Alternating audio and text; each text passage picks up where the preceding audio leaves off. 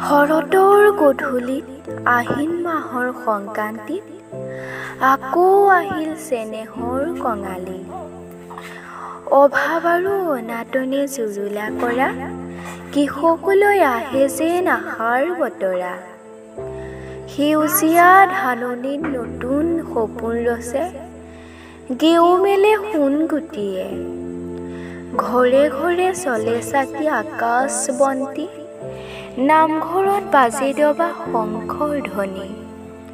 তুলসী তলত গাঁৱৰ মইনাহঁতে জুৰিছে ফাকি ঘোষা।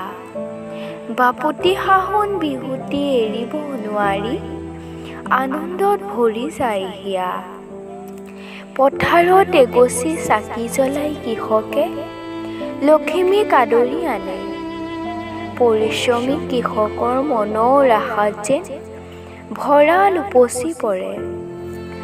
অসমীয়া আইৰে আমি অসমীয়া, বিহু আমাৰ প্ৰাণৰো প্ৰাণ।